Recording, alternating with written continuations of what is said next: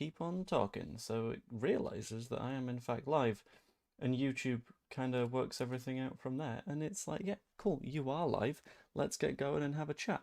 Hello everybody, welcome to the stream, where I thought we'd have a little bit of a natter. It was going to be something that I put out as a video yesterday, so this is going to be a relatively sort of video formatty kind of stream things, but we can have a little bit of a talk between me and the chat, because the Leeds United wage structure thing has become increasingly clear online with an actual accurate version of it compared to what we typically get, which is the sort of like rough estimates, but an actual sort of corroborated version of what Leeds United's wage structure looks like at the moment has been revealed on the internet, which is sort of interesting. It gives us a hell of a lot to take a little bit of a look at and establish who is getting paid what at Leeds, if anyone is specifically massively overpaid, what the legacy of Victor Orta is at the moment, and what that all sort of adds up to.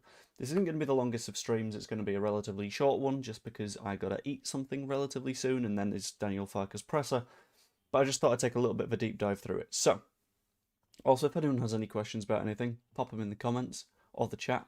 And if anyone enjoys the stream at any point, please pop a like on it. And subscribe if you aren't yet, because, again, the algorithm is kicking every Leeds United YouTuber in the teeth at the minute.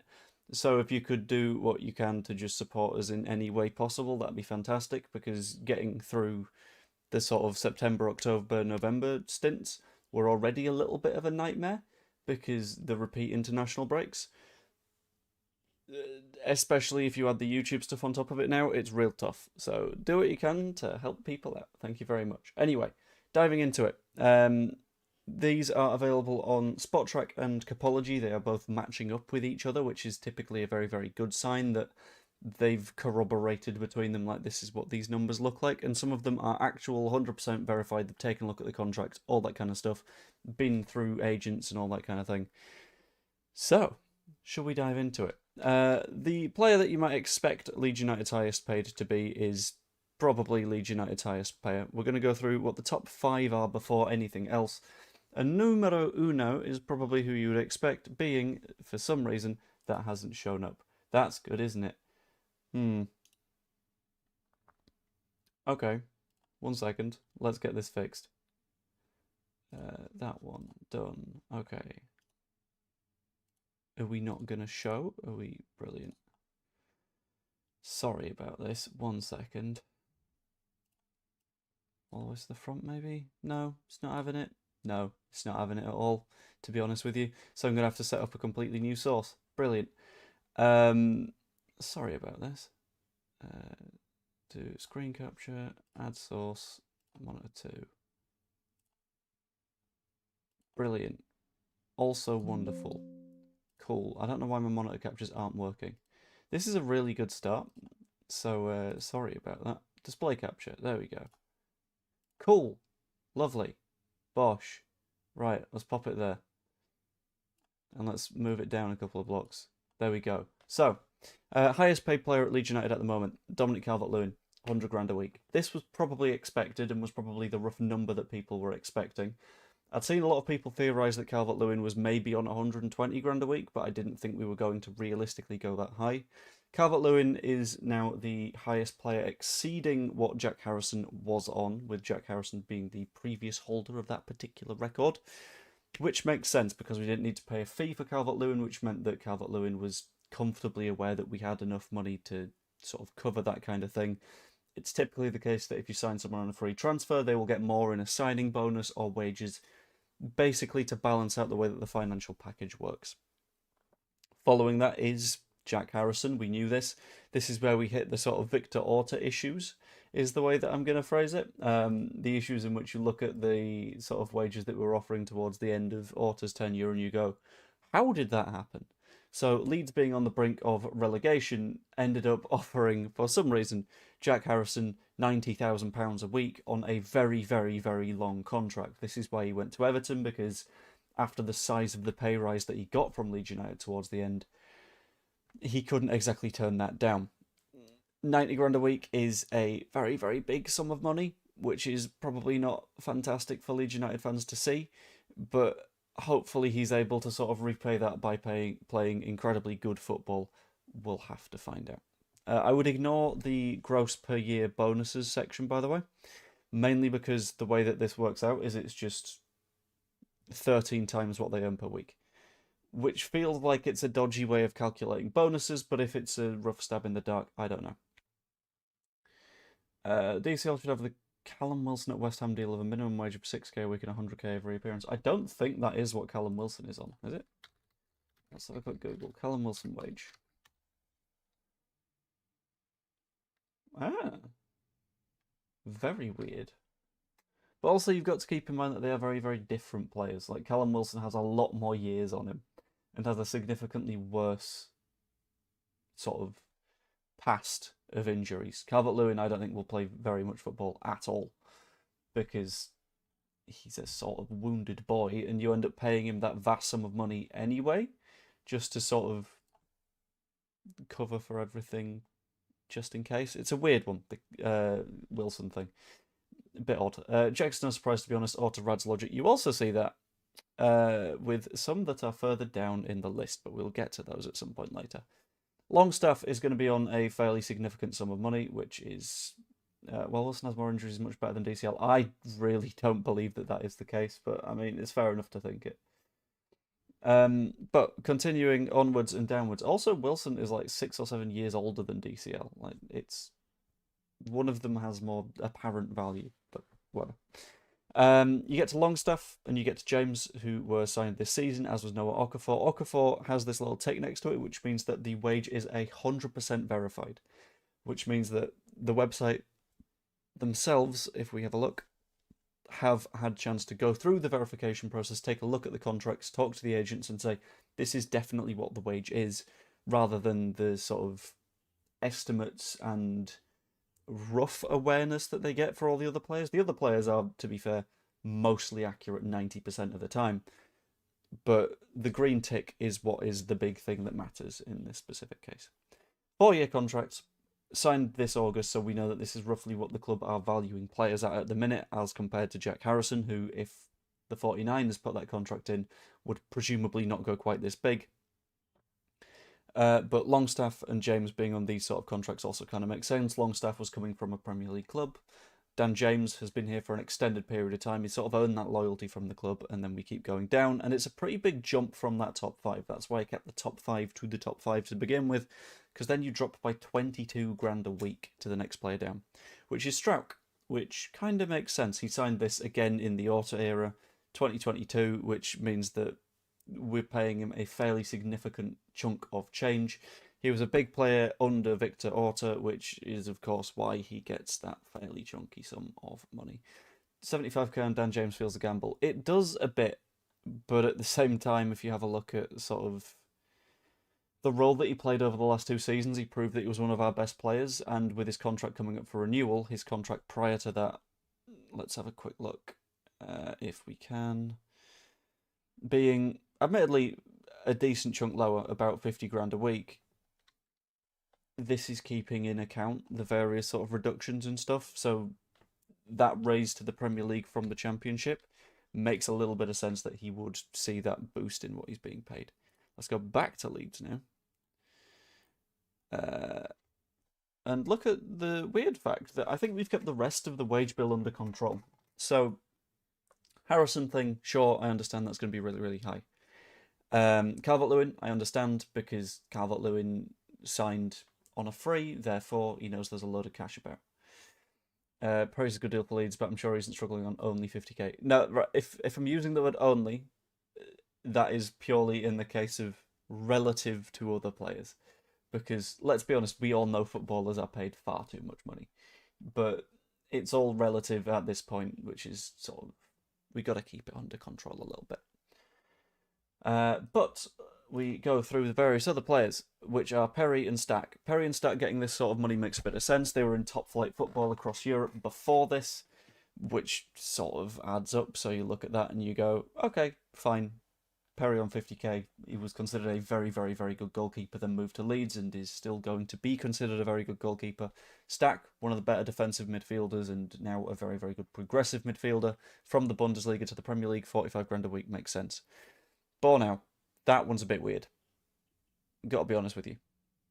But I'll tell you when we get down to my yearly wage. Yeah, same. I'll tell you when we get down to my YouTube pay for the year. Fun fact, it's roughly Joe Gelhardt, given what YouTube is doing at the minute. But we continue onwards. Aronson is again screaming the Orta thing, and a lot of people don't like the term the sins of the past or whatever, because it relates directly to the amount that people were paid under the Orta era. Aronson on 45 grand a week is nuts. We signed him from the Austrian division. I can't remember it specific. I think it's the Austrian Bundesliga. I think it's the specific naming of it, but I didn't want to take a stab in the dark and get it wrong. But we signed him from the Austrian Bundesliga, where he had impressed a little bit, but he hadn't super impressed. And whilst he's not a bad player, and whilst he's like, I'm not saying that he's vastly overpaid on this, at least in the way that other footballers are vastly overpaid, it's still high. It's very high, especially when you compare to Ampadu and to Piru and to Nonto and to Gudmundsson and to Rodon. All of those being on 40k a week, being less than Brendan Aronson, sort of shows the adjustment that we've made recently from what Orta was paying players to what we are now paying players. So if I sort by the date of the contract signature, right? Melly on 30k a week, fine enough. He'd been through a season of Premier League football. We didn't know exactly how good he was going to be. That's sort of ish par for the course when it comes to a Premier League goalkeeper that's very, very early in their tenure. But then, for some reason, Gelhardt doesn't exist anymore, by the way. The fact that he's just gone is wild, but being that we know that he was on 15k a week, that's really, really high for what was a young player that was sort of hovering around the squad. Aronson on 45k, ridiculously high. Strauch on 50, maybe on the higher side. We've got to admit that, but whatever. Harrison's 90 is the crime. We've got to be honest here, though. Is it because his wages are being covered by Hull? Yes. But at this point, April the 6th, right? I'm going to go to Leeds United 22-23 season, which is the season we went down. On the 6th of April, we're in a relegation battle. We've got 1, 2, 3, 4, 5, 6, 7, 8. We've got 9 matches left of the season, and we are in trouble. The response to that shouldn't have been, let's give a winger £90,000 a week because we didn't let him go to Leicester. That's probably not the one that you want to go for. I'll be completely honest with you. Because the moment you go for that, you, A, sort of disincentivize him as a player because you're like, oh, cool, I'm on shitloads more money now. But also you had to put in that bastard loan clause. And no one was a fan of that loan clause, let's be honest here. And why would you do it like 2 months after the window closed? Because at that point he's not really able to apply that much more pressure and he's looking forward to the next window rather than the one that's been weird. But the fact that he went from, like, what would that be? 50k a week to 90 in the season that things went bad, immediately after a season where we were fighting against relegation, is batshit to me. It's silly. And I do not understand it. But that's where we're at the minute, I suppose. Malier's wages aren't the size I imagined. Yes, that's because he's on the contract that he was on when we signed him after the first Premier League season. So he came into the side, played reasonably well, and we were like, cool, would you like an extended contract? Again, you're a very young player, we don't need to give you the most value possible, and we're just coming into the end of that contract now. It's his final year at the moment, and we've not renewed it at any point. I imagine if Orta would have renewed Melier's contract at the same time that he renewed Jack Harrison's, Melier would be on like 60 grand a week. But he isn't, so that's kind of a good position for us to be in. But let's continue down the list. So you got these 5 here that are on the 40k. Rodon, Gudmundsson, Ampadu, Nonto, Piru. I think this is sort of roughly your standard, well, top 40% Premier League wage for like a club that is of our level. It's when we last came up, the sort of average Premier League wage was 30 grand a week. That's gone up a bit. So this is your sort of standard, your 35 to 40. And I'll be honest, I think Ampadu's been done dirty here. I think Rodon's been done dirty here. Nonto Piru, like, I kind of get. Nonto signed his contract in 2024, so after we failed to get promoted, on apparently deadline day or the day before, which is nuts. But that's fair enough. We had to retain a youth asset. Piru signed him as championship top scorer. Understand that level of pay. Mecha, fair enough. 35 grand a week. Again, it's a free signing. A lot of people will look at that and go, is he going to play that much? But because we signed him for a free, he knows that we're able to put a little bit more money behind the wages. And with James Justin, we're signing him for a backup. Justin being on more than Bogle, by the way, is crazy. That's huge. That I didn't really expect to see. Darlow and Meslier being on the same again is a bit of a weird one, but I kind of understand it because Darlow came in and thought he was maybe going to be a first teamer. The two that surprised me the most, and the two that I'm looking at and thinking, actually, I think the 49ers have done very well when it comes to player contracts in the past, is Tanaka and Gruev. Tanaka on 25 and Gruev on 15 is fantastic business for us. I'm not saying feel sorry for him, like in the slightest. I don't know why you're thinking that. But Tanaka and Gruev coming in at the same per week value as Piru or Nonto is genuinely brilliant. And it's a sign that when we've been looking to sort of scope out players in the past, we've done really, really, really well with it. So Tanaka we signed from the second tier of German football isn't going to be expecting the most cash, but we've managed to find value there in him being a really good player. And it's a really good player that isn't going to expect a hell of a lot of money, which is a fantastic move for us to make. Then you go to Gruev and you say, okay, cool. So what's your story? How have we managed to pull Ilya Gruev from Werder Bremen and say, actually, a very, very, very, very, very, very, very small wage increase? And sure, this might not be 100% accurate. I don't know if it's taken into account the wage boosts that various players will get, or if it's already accounting for those wage boosts for being in the Premier League. But Gruev for that is brilliant. The fact that we could pay for 6 Ilya Gruevs for what we do for Jack Harrison on a week-to-week basis is a sign for me that in terms of contracts and in terms of financial stability, we are very much heading in the right direction, which I don't have an issue with, to be honest with you. I do okay on Dan James' wages, except mine spread over 365 days and not 7. I mean, to be fair, being on Dan James' wages in the first place, that ain't anything to be sniffed at. That is a decent sum. Smash a like and subscribe. Indeed, thank you, Danny.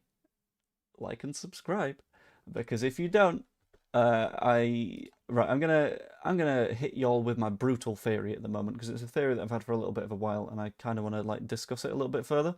My theory is at the moment that YouTube is being a little bit of a monster, is slashing like impressions, which are the amount of time that various like creators' content is going to be shown to people. So for example, my own brother, who watches a good amount of my stuff, started seeing my live streams 3 days after I put them live, and started seeing them at stupid times of night. So it was A, the news is out of date, B, it's a stupid time of night and you're not going to be able to watch an hour-long live stream. Like, that kind of stuff is genuinely going to start hurting creators.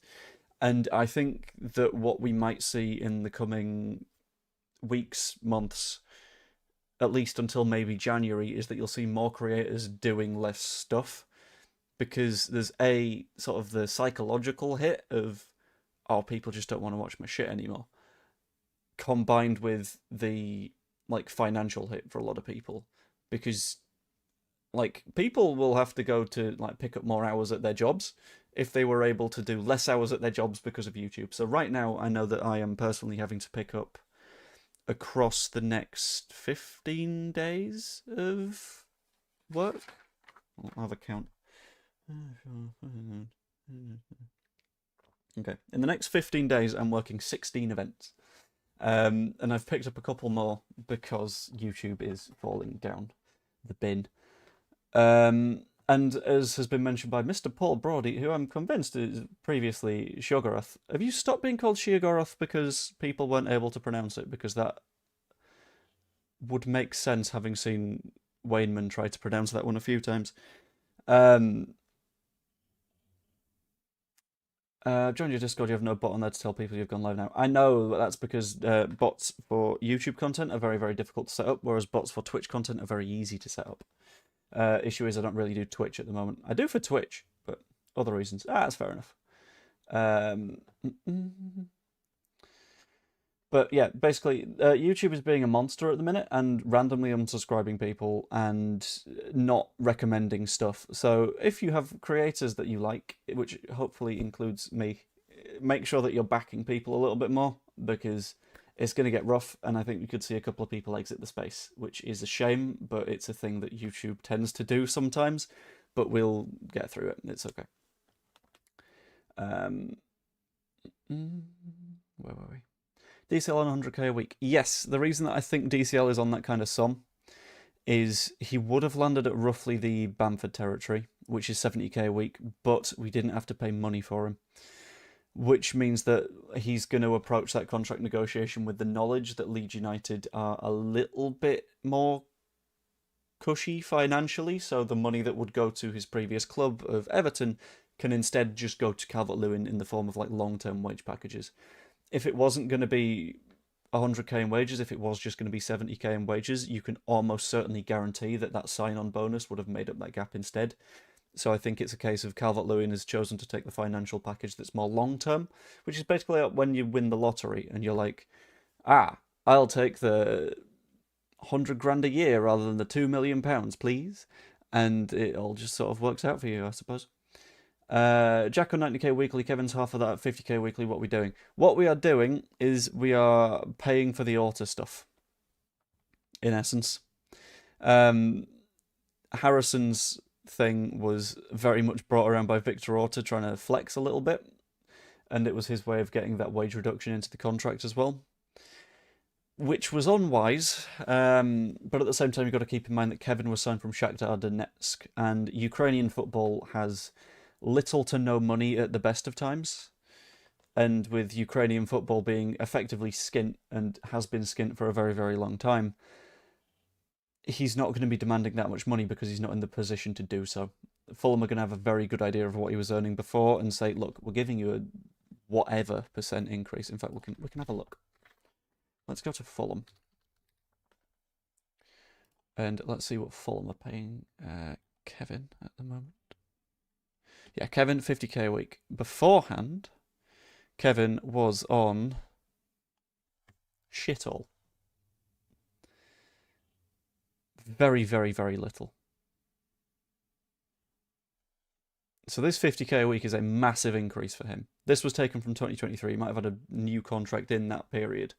But that colossal boost in pay is the reason that Fulham are able to pay him what they're paying him, because it's relative to what he was getting beforehand. Meanwhile, I remember that Calvert-Lewin said he turned down Sunderland even though they would have made him their highest paid player. So, by comparison, Calvert-Lewin would have got something like 120 grand a week at Sunderland. We've managed to undercut that, which is spectacular. Very happy to see it. Maybe it's worth being live on Twitch and YouTube at the same time, so it's got a chance of capturing people on both platforms. I've considered it. Issue is, I would need to get a premium version of Streamlabs. The issue with Streamlabs is it don't work a lot of the time. It's very, very hard to multi-stream through Streamlabs. At least in a function that works reasonably well. I'd need to do so through OBS again, and that tends to kill the bit rate, so I can try and work it out. But if I'm unable to, then it's something that I'm just going to have to sort of deal with. And as was mentioned by Mr. Paul, when you're looking at competing for the top six, the wages will be way more than doubled. So if I go to Villa, as an example, a club that is consistently competing for European football at the minute,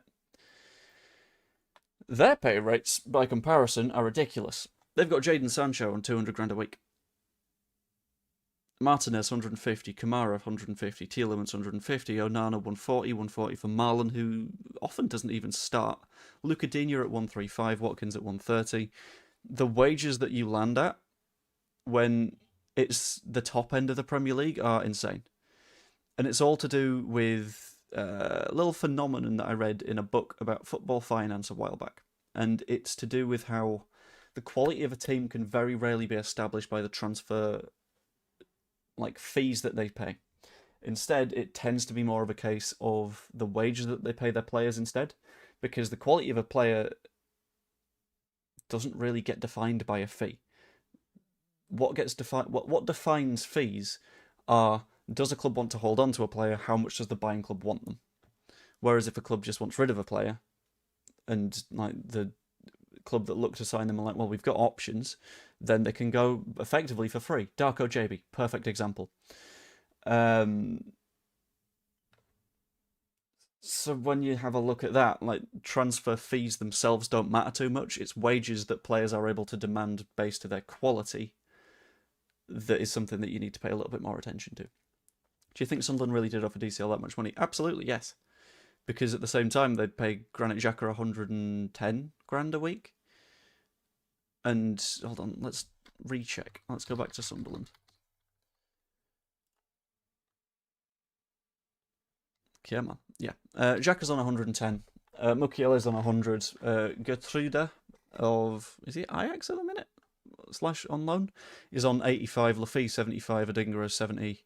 Yes, they would happily pay 120 for Calvert-Lewin, which is why I think for 100 at Leeds United, I'm not going to mind too much. Granit Xhaka's good, though.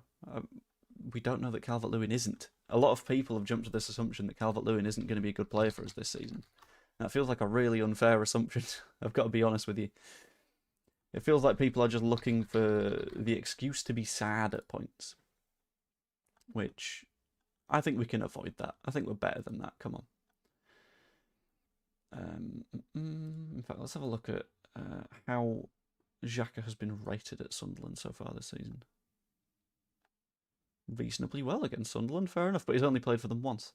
So to jump to the idea that he's going to be better than Calvert-Lewin after each have played basically one game in the Premier League is a bit much for me. It's a bit rich for my blood, and I quite like the idea that actually Calvert-Lewin is going to come good, because I think he will.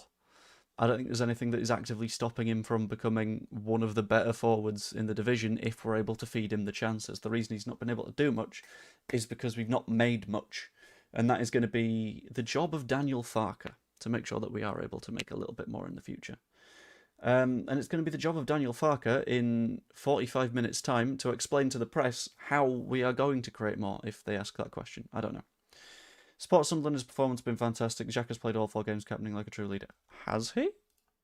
Oh, the international break. Right, I was looking at a thing wrong. Okay, fair enough. Yeah, he's played all 4. I can't read is the issue, more than anything.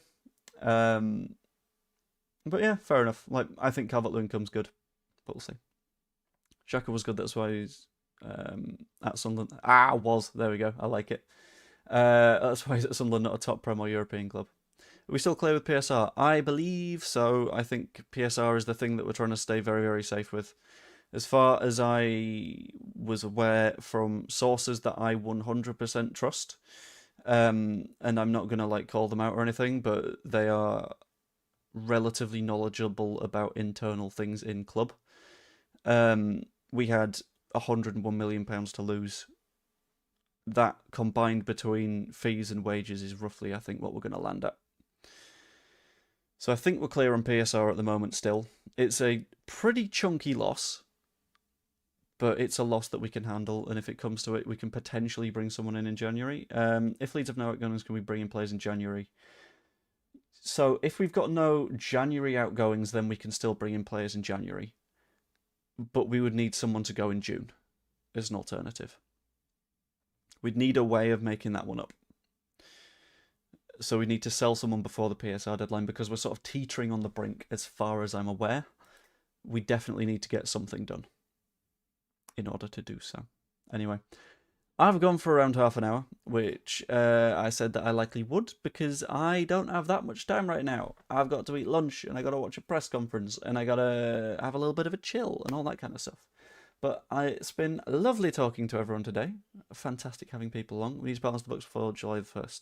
Yes, I believe they are currently balanced, but if we were to unbalance them, then we would need to rebalance by that later point. Yeah, I'm going to leave that there. Thank you, Jimmy Paddy, for reminding everyone to like the video and subscribe if you haven't yet. It's that button down there, and YouTube keeps unsubscribing people.